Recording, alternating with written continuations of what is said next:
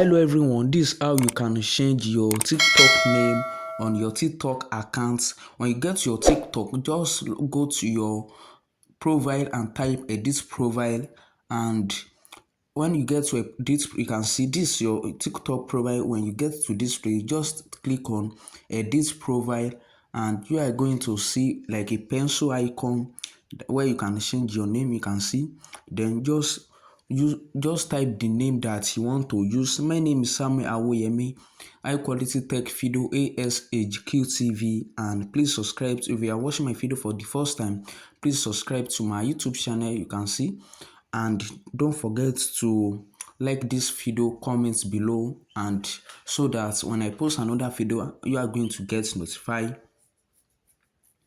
This how you just type the name that you want to use.